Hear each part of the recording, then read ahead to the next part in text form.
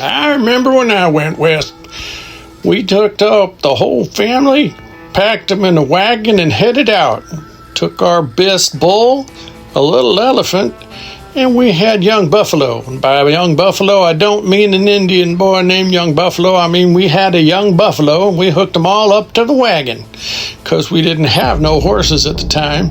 Then we had to fight aliens along the way, the kind with that acid blood, and they would just eat things up so fast.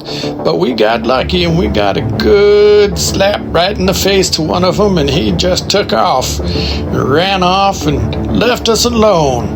And we got lucky. We still had Young Buffalo with us, and he growed up nice and big and purty like that. And then we had the horse. We picked one up along the road. He was kind of tough and mean, and he brought his friend, the little hippo, and we had fun with the little hippo running down the trails. And then we got ourselves another covered wagon because you can't get enough covered wagons. And along the way, as time went, it took a long time to get across the country. So our young elephant growed up to be a big elephant. He's getting bigger and bigger as time went by. And then Young Buffalo found a nice, pretty girl. And then we met some Indians, and they were nice and warned us about the Bigfoot. And then the Bigfoot come along, and he wasn't very nice, and he was all covered with wiry hair. And we were like, "What can we do for you?" And he said, "Well, I'd like to charge you to go past. I just want a horse." And we said, "No." And he said, "Well, if you don't pay me, I won't tell the T-Rex to leave you alone." And then we got out there, and the T-Rex was like, "Well, just forget it. Go on. I'm going to tell my friend the dragon to be nice, but nobody can tell the velociraptor to be kind to people along the road." So we skedaddled out of there, and fortunately, we auto-sprung some new horses and got on our way. Then we found another velociraptor, but these little tacks was beating them up for us, so we were lucky. And fortunately, here came along another wagon, and we thought, where'd all the people go that belong in this wagon? And their horses was there all lonely too. So we got a new wagon and a couple of horses. And us and the wagon and a couple of horses moved on along. And we still had our hippo, and we had our young buffalo, who wasn't so young anymore because it really was a very long hike getting across the country.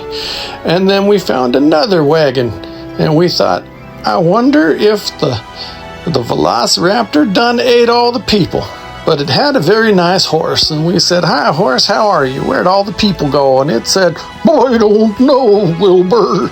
And then there was another alien, and we slapped him upside the head. And then we found a moose, and the moose said, "Don't eat me, please." I said, "All right, moose doesn't even taste good." And as we kept going along, then there came these green aliens, and they was friendly. And they weren't like the other aliens with the acid blood, and they were waving to us and saying hello. And we said, "Hey, do you have the cure for typhoid and typhus, pneumonia, and all kinds of ugly, disgusting diseases? Because you have all this advanced whatever the heck that is there?" And they said, "No, that would violate our prime directive." And then we met some Indians, and the Indians was like, "Yeah, they won't give us the cures neither." So we just said, "Well, I guess we'll have to just head on back."